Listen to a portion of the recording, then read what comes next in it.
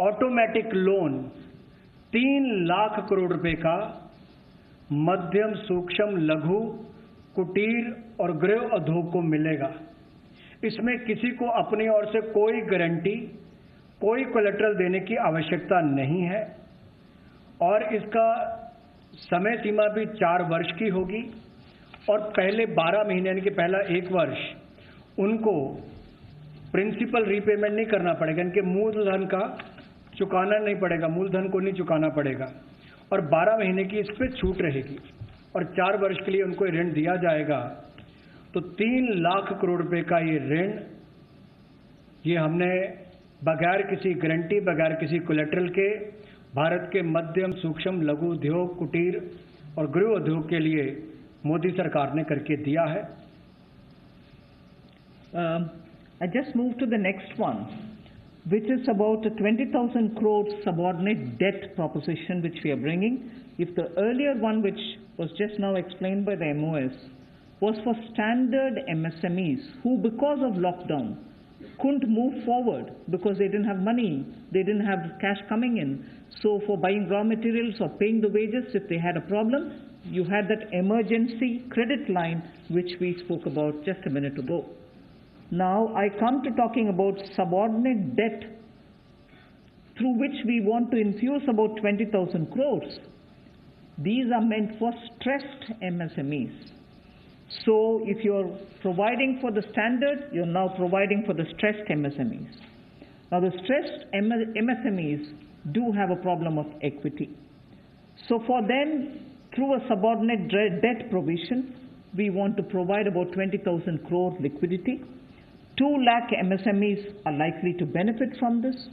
The functioning of the MSMEs which are NPA or are stressed, all of them will be eligible.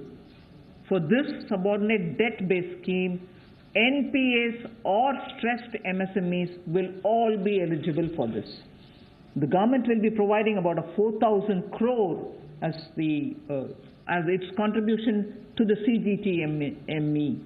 MSE, the Credit Guarantee Trust, and they will be then able to provide the partial credit guarantee support to the banks, as a result of which stressed and NPA MSMEs will immediately benefit.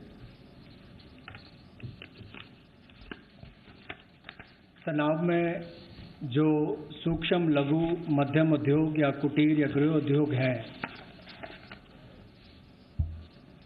उनकी इन परिस्थितियों को देखकर गौण कर्ज या अधीनस्थ ऋण के रूप में 20,000 करोड़ रुपए का प्रावधान इन स्ट्रेस्ड एमएसएमईज के लिए किया गया है, ताकि इनकी जो कमी आती थी उस कमी को दूर किया जा सके। और इसमें भी लगभग 2 लाख से ज़्यादा मध्यम लघु सूक्ष्म कुटीर उद्योग को लाभ मिलने वाला है और ये 20,000 करोड़ का गौण ऋण ये तनाव वाली एमएसएमईज को दिया जाएगा।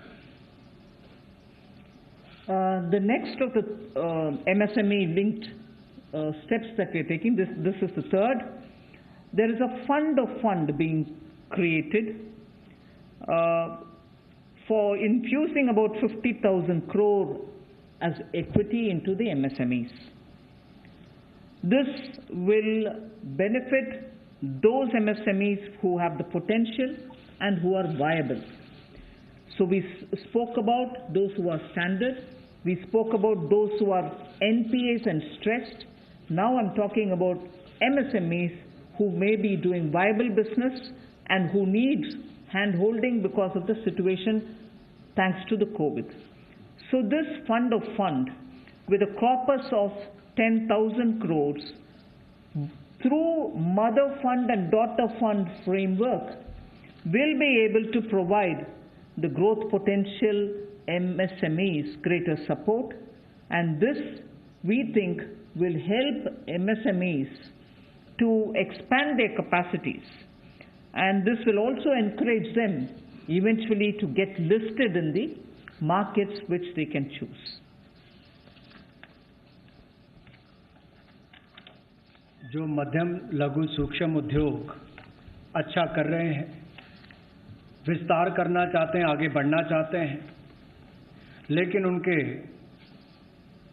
आकार को बढ़ाने की, क्षमता को बढ़ाने की सुविधाएं नहीं मिल पाती थी, तो उसके लिए फंड्स ऑफ फंड्स का प्रावधान किया गया है और इस फंड्स ऑफ फंड्स के माध्यम से 50,000 करोड़ की इक्विटी इन्फ्यूजन होगी, ये हम करने जा रहे हैं। इससे इन सभी अच्छा काम करने वाले मध्यम लघु सूक्ष्म उद्योगों को अपना आकार और क्षमता बढ़ाने का अवसर मिलेगा। The next one is something which all of us have been waiting for a long time, about the definition of MSMEs. I'm sure you heard from several sources that this discussion has been going on. We have now come to a stage where we can happily announce that the definition is being changed in favor of the MSMEs. Because there was always this fear in very successful MSMEs also, that if they outgrow the size of what is defined as an MSME, they lose the benefits that they get as an MSME itself. So outgrowing this definition meant outgrowing and going out of receiving benefits. Therefore, MSMEs preferred to remain within the definition rather than grow. Now what we are coming with is a change in the definition of MSME so that they need not worry about growing in size. They will still be able to get quite a lot of benefits which otherwise, as an MSME, they had got. So now how do we change it? I told you why we are changing the definition. How are the changes being brought about? What exactly is the change which is coming in? The change is that investment limit which defined an MSME is being revised upwards. So you can be a slightly more larger invested company, but you're still going to be considered only as an MSME. And then I'll come to the amounts which is shown in the chart there. But the idea is, even with an increased investment, you'll still be defined only as an MSME. You shall not get out of the benefit which is given to you as an MSME. Second is, additional criteria to define an MSME is being brought in. And that criteria is based on turnover. So that is being brought in newly now. Earlier it was only investment size. Now investment size and or additional turnover size is being brought in. And earlier the distinction which prevailed between manufacturing unit, and therefore their definition was on slightly different account. Service units, their definition was on slightly different criteria. Now that differentiation between manufacturing and service MSME are being removed. Manufacturing MSME or service-based MSME shall all be defined similarly. And then, therefore, the chart that is there before you will tell you what was earlier and what is now. What was earlier defined with an investment of 25 lakh as micro unit will now have investment allowed till 1 crore.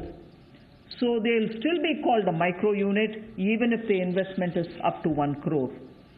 Now, in that, service investments of 10 lakhs were called as micro earlier. Now, because the distinction is removed, service also will have the benefit of being called a micro unit even if the investment is 1 crore. Over and above it, I did say that in addition to investment as a definitional criteria, we are bringing in the criteria of turnover also. So now your investment can be up to 1 crore and your turnover can be up to 5 crore. You shall be called as micro.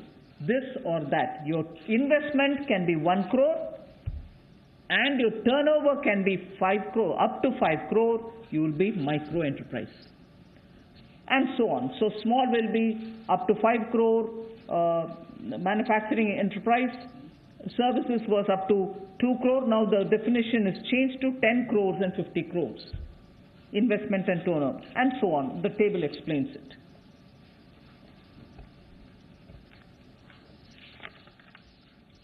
सूक्ष्म लघु मध्यम उद्योग में इसकी परिभाषा में कम दहलीज होने के कारण ये लगातार संकट रहता था कि अगर हम इससे बाहर जाएंगे तो हमें जो हमारे बेनिफिट्स मिलते हैं, लाभ मिलते हैं, उससे हाथ धोना पड़ेगा।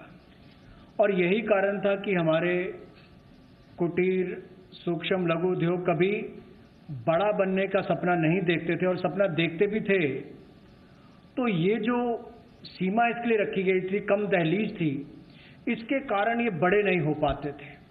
और कहीं ना कहीं जो आज कंपटीशन है उसमें फिर ये बहुत पीछे रह जाते थे।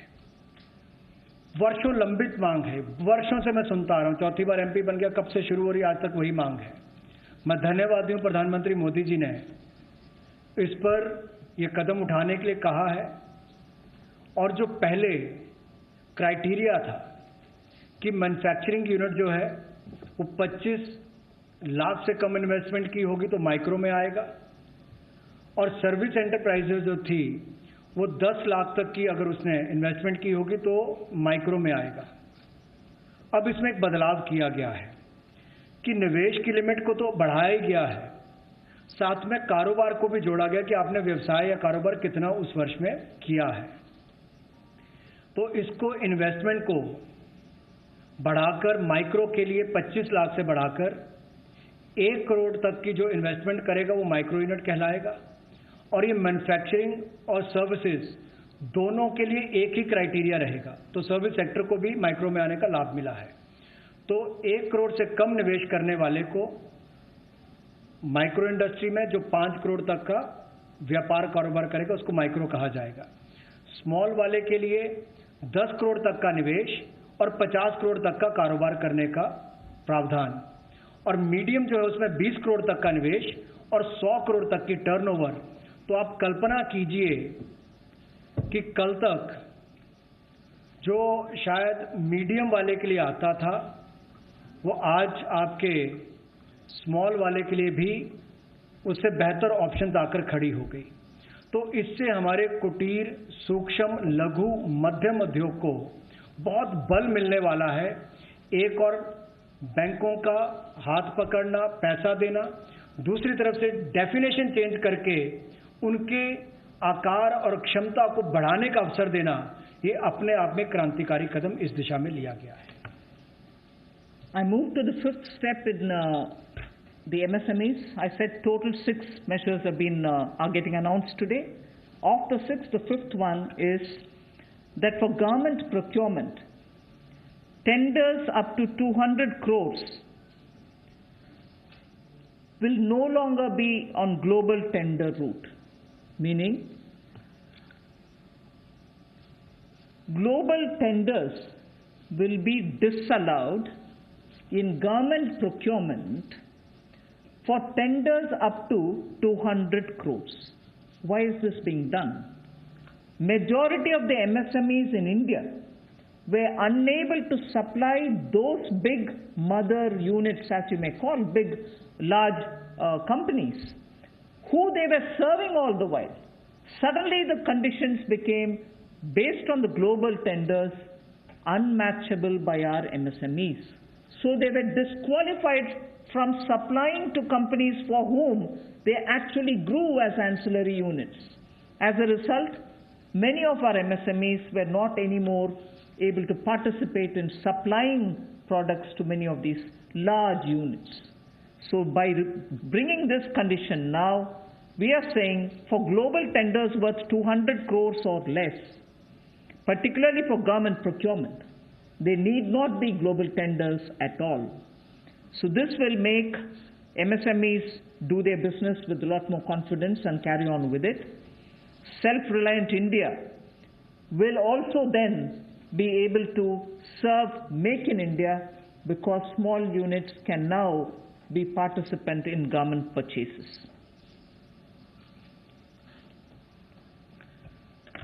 पिछली 2 स्लाइड्स में भी आपने देखा होगा कि कुटीर, सूक्ष्म, लघु, मध्यम उद्योग के लिए जो बड़े कदम उठाए गए हैं, 3 लाख करोड़ के कोलेटरल फ्री और कोई नई गारंटी दिए बिना एक और से ऋण उपलब्ध करवाना, उसके अलावा जो बाकी कदम उठाए गए और उनकी परिभाषा बदलने का काम भी किया गया, तो ये कदम उससे एक और स्तर ऊपर है कि ये सब बदलने के बाद उनको कामकाज जब मिले तो कंपटीशन में कहीं ना कहीं अनफेयरनेस जो होती थी उसमें हमारे लोकल उद्योग वो पीछे रह जाते थे। तो लोकल को बल, लोकल से ग्लोबल तक जाने की बात जो कल तक प्रधानमंत्री जी ने कही, उसी दिशा में एक ये कदम है। लोकल के लिए वोकल भी, लोकल को बल भी, लोकल से ग्लोबल भी। तो ये इसीलिए ग्लोबल टेंडर्स जो हैं ये 200 करोड़ तक से कम वाले जो हैं इसमें, यानी कि 200 करोड़ से कम वाले में ग्लोबल टेंडर्स नहीं होंगे। इसमें हमारे सूक्ष्म, लघु, मध्यम उद्योग को लाभ मिलेगा और कहीं ना कहीं आत्मनिर्भर भारत की जो हम बात करते हैं उस दिशा में कदम ये भी उठाया गया है। The sixth step towards MSMEs is post-COVID trade fairs, exhibitions are going to be very difficult. So we shall ensure that e-market linkage is provided across the board for all these MSMEs so that they're able to find their market easily in the absence of being able to participate in trade fairs which cannot be held in this environment. Also, very importantly, Government of India and also CPSEs, where there are receivables by MSMEs, we now announce that within the next 45 days, all their receivables will be cleared. The CPSEs and Government of India will honor every MSME receivable within the next 45 days. इसी तरह से एक बार फिर कुटीर, सूक्ष्म, लघु, मध्यम उद्योग के लिए ये जो चुनौतियां कोविड-19 के समय शुरू हुई कि घरों तक सीमित होना पड़ा और आप कहीं जाकर सामान बेचने में दुविधा आती थी, तो ई मार्केट लिंकेज करने की बात की, क्योंकि ई कॉमर्स का आजकल ज़माना भी आया है, वो भी होगा। और इसके अलावा व्यापार मेलों में कैसे वो इन्वॉल्व हो सके, उनका शामिल होना हो, प्रदर्शनियों में उनकी पार्टिसिपेशन हो सके, इसके लिए कदम उठाए जाएंगे। और जो हमारे सार्वजनिक केंद्र उपक्रम है उसमें जो अगर उनके कोई पेंडिंग पेमेंट्स है, सरकारी है या पीएसयूज में है, उनको भी अगले 45 दिनों में बल देकर वापस उनकी पेमेंट हो, ऐसा प्रयास किया जाएगा ताकि जल्द से जल्द उनकी पेमेंट हो, ताकि उनको राहत मिल सके। I now move to talking about EPF. You were aware during the Pradhan Mantri Garib Kalyan package, some measures were extended for the EPF. In that, we had said units which have 100 workers, 90% of whom are earning less than 15,000 rupees, will be able to draw from their EPF from the funds because they needed money in their hands. We have now, and for the 3 months, the payment of EPF also was given relaxation. What I would now like to say before you is liquidity relief is being given for all EPF establishments. In this, 12% which is paid by the employer and 12% by the employee contribution. We extend the support which Government of India gave for another 3 months. We had given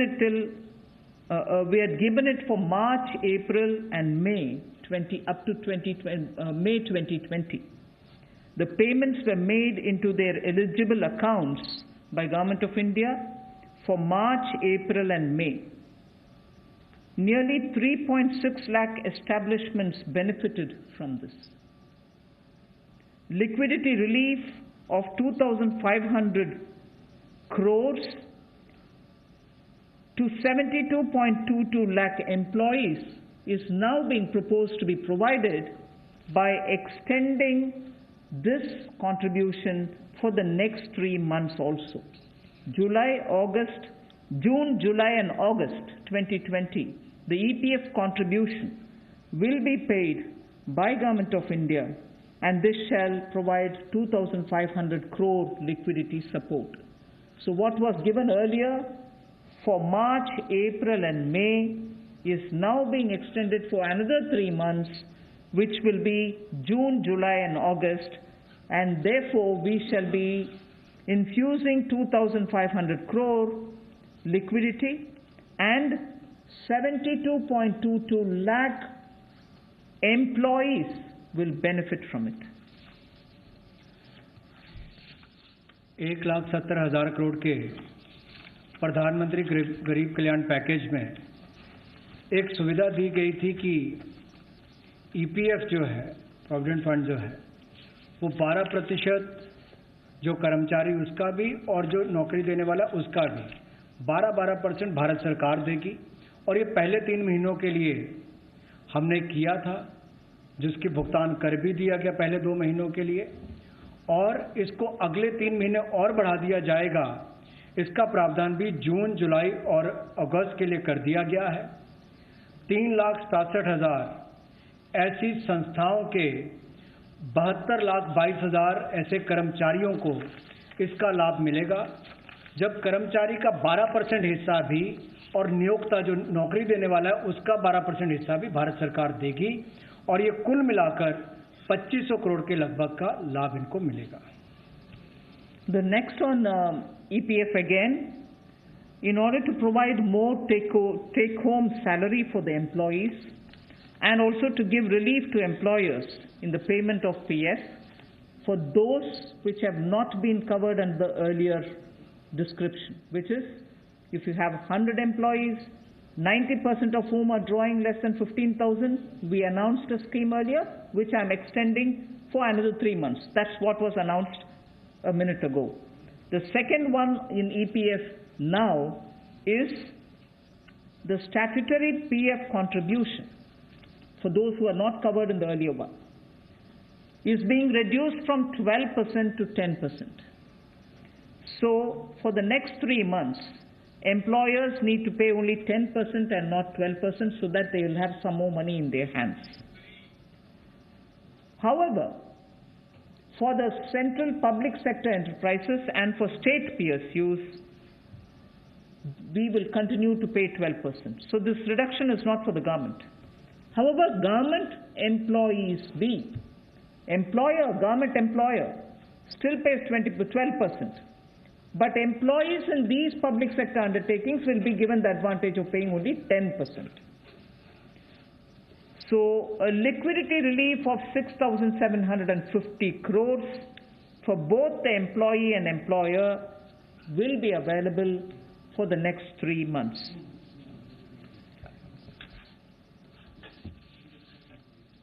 एक और प्रावधान, क्योंकि आज के समय पैसा कर्मचारी के हाथ में भी कैसे ज़्यादा हो, इसमें भी एक बड़ी राहत देने का प्रयास इसमें किया है कि जो ईपीएफ कंट्रीब्यूशन है, जिनका ईपीएफ का योगदान है, वो ऐसे संस्थानों के लिए और कर्मचारियों के लिए 12% से कम करके 10% अगले 3 महीनों के लिए किया गया है। इससे कर्मचारी भी और संस्थान दोनों को लाभ मिलेगा। लेकिन जो सरकारी हमारी संस्थान है, सेंट्रल पीएससीज हैं, इनके लिए 12% ही रहेगा, उसमें कोई बदलाव नहीं किया गया है। तो इससे कुल मिलाकर 6,750 करोड़ रुपए का लिक्विडिटी सपोर्ट इनको मिलेगा और एक तरह से 6,750 करोड़ रुपया ज़्यादा इनके हाथ में आएगा। The next one is about non-banking financial companies, housing finance corporations, and microfinance institutions. We have been hearing, in spite of a lot of steps which the RBI took, in spite of all the provisions that we made between the July budget and the February budget, it was felt that the NBFCs were not able to get enough resources. And particularly, some NBFCs which were not very highly rated had particular difficulties in comparison to the others. So, Government of India now launches a 30,000 crore special liquidity scheme. Under the scheme, investment will be made in both primary and secondary market transactions where investment grade debt papers, this is not infusing equity, this is taking and buying debt papers of NBFCs, housing finance corporations and microfinance institutions, and not high quality debt papers, they can be investment quality also. So this we expect will have an impact on those struggling NBFCs who need money to carry on with business, and these NBFCs are also those who have been funding MSMEs. So in order for these NBFCs to keep their network of MSMEs served, this infusion is absolutely necessary, and these securities with which you're going to buy these debt papers will be fully guaranteed by Government of India. They will be fully guaranteed by Government of India. We hope that this will also bring in a lot of difference for NBFCs who have access to small and micro units, and therefore we want to ease the flow of credit through these NBFCs who have only not so good debt papers in their hands. गैर banking वित्तीय कंपनियां NBFCs या फिर हमारे housing finance companies और micro finance institute, इन सब के लिए जो इनके पास लिक्विडिटी की कमी आती थी, धन का अभाव होता था, उसके लिए ये नई योजना लेकर आए हैं जिसमें 30,000 करोड़ रुपए का विशेष तौर पर प्रावधान किया जाएगा। स्पेशल लिक्विडिटी स्कीम ये होगी जिससे इनके धन की आपूर्ति भी होगी, और इसके माध्यम से जहां एक और हाउसिंग सेक्टर को बल मिलेगा, एमएसएमई सेक्टर को बल मिलेगा, उसका भी लाभ हमारी अर्थव्यवस्था में और नीचे आम आदमी को पहुंचेगा, और इसका पूरी तरह से गारंटी भारत की सरकार देगी। The next facility also for the NBFCs is to give 45,000 crore liquidity infusion through a partial credit guarantee scheme for the NBFCs in particular. This is an existing scheme, but we are expanding its scope. Expanding its scope only because it will now cover borrowings such as primary bond issued, the commercial papers. So all these will constitute the liability side of the balance sheet, but we are getting into that area also. But in this case, as different from the previous one, 20%, the first 20% loss alone will be borne by the guarantor, which is Government of India. The first 20% loss. So in this again, AA rated papers below and also below that will all be included. Even unrated papers will be eligible for investment. This we think will help many of the microfinance institutions, and with this, if money goes into their hands, even based on unrated papers, we guess they will have liquidity to reach out to the MSMEs who may be in the far-flung areas. जहां पहली 30,000 करोड़ की liquidity guarantee scheme लेकर आए थे, NBFCs के लिए, एचएफसीज और MFIs के लिए, वहीं पर अब आंशिक ऋण गारंटी योजना ये लगभग 45,000 करोड़ रुपए की एनबीएफसीज का इसमें प्रावधान किया गया है। इसमें भारत सरकार गारंटर होगी, जो 20% का नुकसान इसके द्वारा वहन किया जाएगा। और यही नहीं, इसमें AA पेपर और इससे भी नीचे वाले जो है उसको भी इसमें पैसा मिल पाएगा, ऋण मिल पाएगा, और इसके अलावा जो अनरेटेड पेपर एलिजिबिलिटी है इन्वेस्टमेंट के लिए, वो भी इसमें प्रावधान किए गए हैं ताकि ज़्यादा इसका स्कोप बढ़ सके, ज़्यादा लोगों को इसका लाभ मिल सके, और कुल मिलाकर इससे भी नई लेंडिंग जो है यानी कि कर्जा दिया जा सके सूक्ष्म लघु मध्यम उद्योग को और आम नागरिकों को भी मिल सके, उसके लिए इसका प्रावधान किया गया है। I move over to talking about the DISCOMs. DISCOMs today are facing unprecedented cash flow problems. They desperately need help. Otherwise, they are unable to pay the power generating companies. You know, all the states, DISCOMs are in serious crisis. So in order to help them, there is a emergency liquidity injection, which is happening to the extent of 90,000 crores. Now the Power Finance Corporation, REC, the Rural Electrification Corporations, both of them put together will infuse liquidity of 90,000 crores to all the DISCOMs against all the receivables that they have. They are sitting there without getting paid. In turn, they are not able to pay the GENCOs. In turn, the GENCOs are wondering where they will have more money to pay for producing electricity. And at a time when we are talking about Aatma Nirbhar Bharat, at a time when we are also rightly claiming the credit for having made India a surplus power generating country, we've reached a stage where DISCOMs don't have money because they're sitting with receivables.